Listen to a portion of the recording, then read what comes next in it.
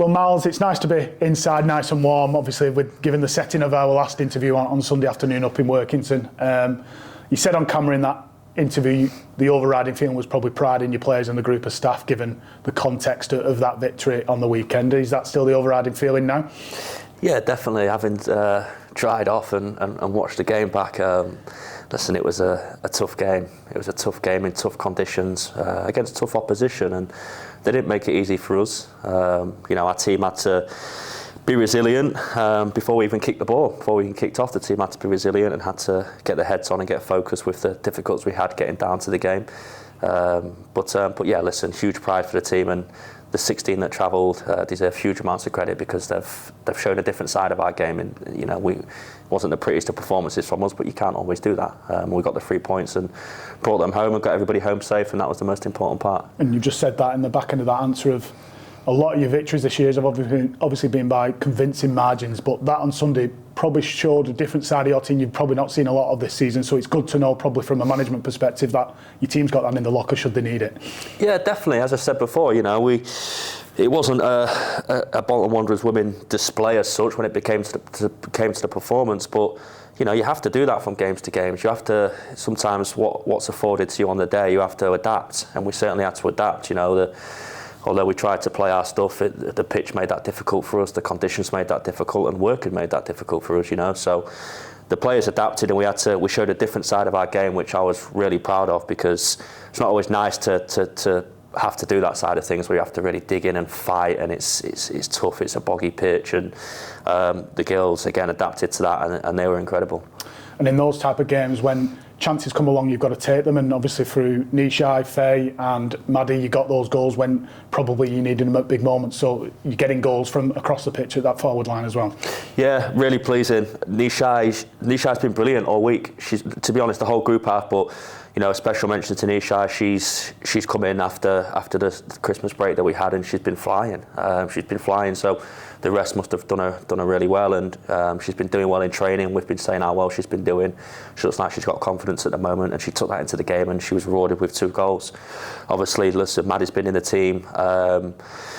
Come back into the team after a lengthy spell out, playing in the reserves, and she's come in and she's done exactly what we've needed her to do: score goals, run up back lines, run beyond back lines, and that's her capabilities, and she's done that well. And then we all know what Faye's capable of. We all know how great of a player she is, and how great of a player she is going to be in the future as well. And she showed that again at the weekend. And those type of wins, those gritty ones, not the ones where you're free flowing and at your best, probably for a group of players, they're probably the ones that probably bond you together, and probably when moments are tough in games back end of the season, you look back on those type of games and go, no, we've got this, we can dig through this.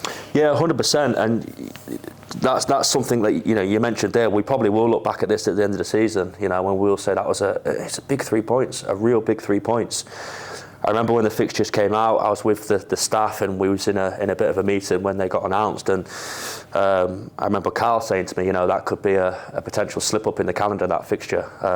You have a Christmas break, you come back, it's the weather conditions that we have around here this time of year, and Workington being the team that they are, but we've managed to come through that. And as I said, the team have showed a different side to their performance. People that come and watch us will see how we like to play, but to have that other side and that fight and that grit and that determination that you need at times, you need in scrappy games like that, to show that we can do that, and this group of players can do that, is good, because sometimes you have to dig in, and that's how games are won sometimes. And you touched on Maddie obviously getting the goal and leading the line the last couple of games, starting the game. Obviously, you've been without Jess Lightfoot for the last couple of games. Obviously, she was part of the squad for Everton in that cup fixture just before Christmas. Can you shed any light on the situation with Jess and where we stand at the minute with her? Yeah, absolutely. So listen, Jess obviously got recalled back from Everton, which can happen. It's part of the agreement we have with them. It was a great opportunity for her to be in the squad against a Merseyside derby, which is a massive fixture. So she was in the squad for that game, and then she'll be coming back in to join us now after a bit of a break, like the Christmas spell. She's ready to come back and join us this week. She'll be joining with the rest of the team in training this week. Obviously, look, we have to bed her back in. She's been doing work in the break with Everton and with the strength and conditioning coaches, but she'll be coming back to join us, and she'll be ready for selection again from this weekend. And with the performances of your forward line, and especially Maddie obviously getting a goal on the weekend as well, you've not I wouldn't say you've not missed her, but you've obviously been getting goals. You lost a 17-goal striker, but she's got some work to do to get back into this team. Yeah, absolutely. Listen, Maddie's been great. Maddie's gone into her position and been great. As you said, the front line are scoring goals. We've got goals and assists coming right throughout the team. So it's difficult to get into this team. We've got a real headache selection at the moment. There's some players that have come back, obviously Jess being one of them. Lily Barnes is now back, fully fit. Miller's now back, fully fit. Hannah Bowen's she's getting close, a little bit more time. We've now got a fully fit Katie at the moment. So it's hard to get into this team. We were looking at the squad only yesterday, and we was sort of playing around with what might we be taking to the Fleetwood game, and it's hard to take 16 and choose 16. It's difficult, and the competition for places is really high, and that's kind of what you want in a group, but it also gives you a bit of a headache choosing as well. But it almost drives standards as well. That's what you want from the squad size you've got, is that those that aren't in the team have got to push the ones that are in it, so your standards are kept high. Yeah, 100%. That, it means competition's high in training. It means players have to work. It means you have to come to training. You have to be ready. You have to be focused, and you can't let a training session slip you by, because even if you have 10 minutes of a bad spell in training, that could be the difference between you and somebody else in your place, whether that's in the squad or whether that's in the starting 11. And the players know that.